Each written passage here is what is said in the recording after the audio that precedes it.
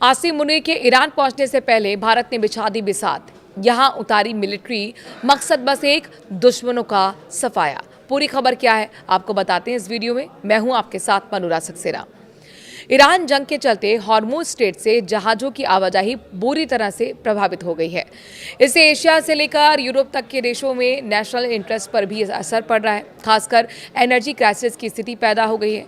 इन सब के बीच भारत ने ऐसा कदम उठाया जिसका दूरगामी प्रभाव पड़ने की पूरी संभावना है। ईरान जंग के बीच कई ऐसी घटनाएं हो रही हैं जिसका व्यापक असर पड़ने की संभावना है। आतंकवाद को स्टेट पॉलिसी की तरह इस्तेमाल करने वाला पाकिस्तान संकट के बीच खुद को शांतिदूत बनाने की हर संभव कोशिश कर रहा है। इन सब के बीच भारत ने एक ऐसा कदम उठा दिया है जिसकी धमक दूर तक सुनाई देने लगी है। पाकिस्तान आर्मी चीफ आसिम मुनीर के ईरान पहुंचने से पहले कूटनीति की बिसात पर भारत ने ऐसी चाल चली है जिससे दुश्मनों का टेंशन में आना स्वाभाविक है। वेस्ट एशिया में तनाव और हॉर्मुज क्राइसिस के बीच इंडियन आर्मी की टुकड़ी सेंट्रल एशिया में उतरी है। इसका उद्देश्य आक्रमण किसी को टारगेट करना नहीं है और बल्कि शांति के लिए हिमालयी प्रयास करना है और ऐतिहासिक दोस्ती को और मजबूत करना है। इंडियन आर्मी उज्बेकिस्तान की सेना के साथ डस्टलिक सैन्य अभ्यास के लिए नामगन पहुंची है। भारत के इस कदम से न केवल भारत उज्बेकिस्तान के संबंध और मजबूत होंगे बल्कि सेंट्रल एशिया में भारत को सामरिक बढ़त भी हासिल होगी। उज्बेकिस्तान के नामगन क्षेत्र में भारत और उज्बेकिस्तान के बीच संयुक्त सैन्य अभ्यास डस्टलिंक का 7वां संस्करण शुरू हो गया है।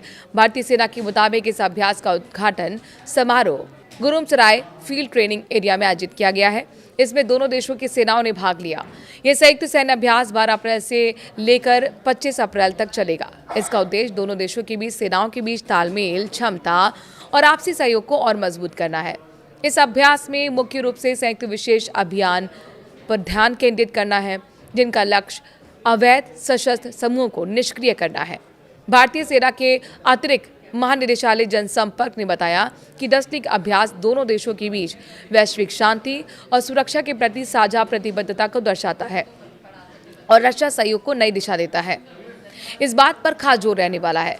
उद्घाटन समारोह में उज्बेकिस्तान के पूर्वी सैन्य जिले के कमांडर मेजर जनरल सईदोव ओयबेक मुख्य अतिथि के रूप में उपस्थित रहे।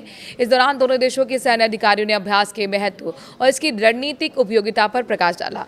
रक्षा मंत्रालय के मुताबिक इस अभ्यास का प्रमुख उद्देश्य पहाड़ी क्षेत्रों में संयुक्त अभियानों को प्रभावी ढंग से अंजाम देने की क्षमता को विकसित करना है। इसमें सैनिकों की शारीरिक फिटनेस, संयुक्त योजना निर्माण, सामरिक अभ्यास और विशेष हथियारों के उपयोग से संबंधित कौशल पर विशेष जोर दिया जाएगा। अभ्यास के दौरान दोनों देशों की सेनाएं कई महत्वपूर्ण सैन्य गतिविधियों का अभ्यास करेंगी। इसमें भूमि नेविगेशन, दुश्मन के ठिकानों पर हमला और कब्जे वाले क्षेत्रों को मुक्त करना शामिल है। इसके साथ ही दोनों पक्ष एक साझा संचालन प्रणाली विकसित करेंगे जिससे कमांड और नियंत्रण संरचनाओं के बीच बेहतर समन्वय स्थापित किया जा सके। भारतीय दल इस दौरान उज्बेकिस्तान की सेना की कार्यप्रणाली और अभ्यास पद्धतियों को समझेगा, वहीं अपने अनुभव और तकनीकों को भी साझा करेगा। इस प्रकार ये अभ्यास न केवल सैन्य कौशल को बढ़ाने का अवसर है बल्कि ज्ञान अनुभव के आदान प्रदान का भी महत्वपूर्ण मंच है। अभ्यास का समापन 48 घंटे के एक व्यापक डेलीगेशन एक्सरसाइज के साथ ही होगा। इसमें संयुक्त अभियानों की रणनीति और सामरिक अभ्यासों की प्रभावशीलता का परीक्षण किया जाएगा। डस्टलिक अभ्यास के माध्यम से दोनों देशों के सैनिकों के बीच आपसी समझ, विश्वास और सौहार्द को बढ़ावा मिलेगा। साथ ही अभ्यास भारत और उज्बेकिस्तान के बीच द्विपक्षीय संबंधों को और मजबूत करने में अहम भूमिका निभाएगा। विशेषज्ञों का मानना है कि इस तरह से संयुक्त सैन्य अभ्यास क्षेत्रीय सुरक्षा को सुदृढ़ करेंगे, आतंकवाद जैसी चुनौतियों से निपटने में महत्वपूर्ण भूमिका साबित करेंगे।